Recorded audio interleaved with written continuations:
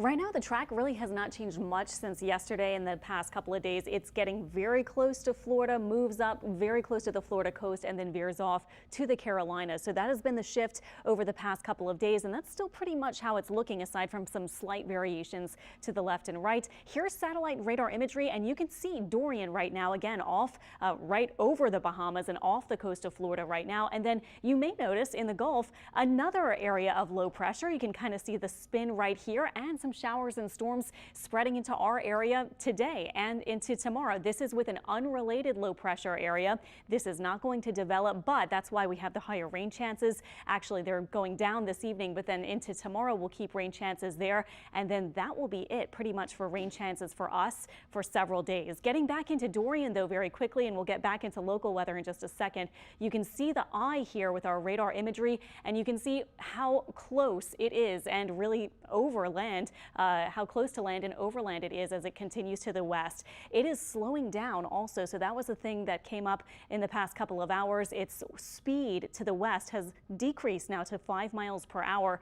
Not fast at all. And again, just the shocking thing, 185 mile per hour wind. So tracking again the path, it is going to be very slowly moving over Bahama Islands as we head into the next day or two. And then look at this. Here's the turn to the northeast and north.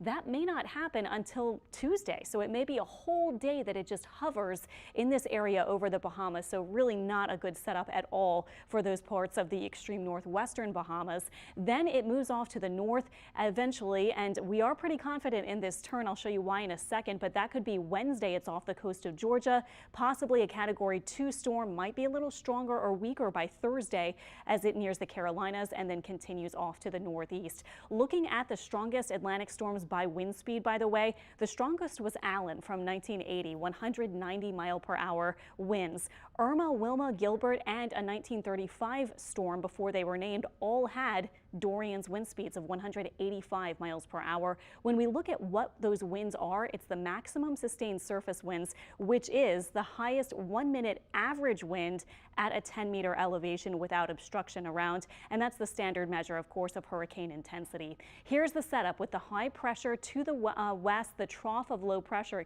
off to the east, the trough of low pressure drawing Dorian to the north, and then our weather dominated by that other area of high pressure to the west. And that's why Dorian is expected to go to the north and then to the northeast. Here we are with tropical storm and hurricane warnings in effect for the Florida coast, and tracking one model, you can see how close or maybe right along the U.S. coast it might get as we head into the next several days.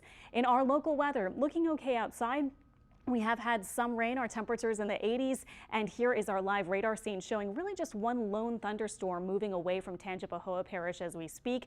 Most of that's ending this evening, and lows will be in the 70s. And then tomorrow on your Labor Day, not a bad day at all, but watch out for just a few spotty showers or storms and highs around 92. Then that big high pressure area I showed you just takes over for the rest of the week. So rain chances just plummet, and our temperatures will increase to middle, maybe even conceivably some upper 90s for highs by the end of this coming week here.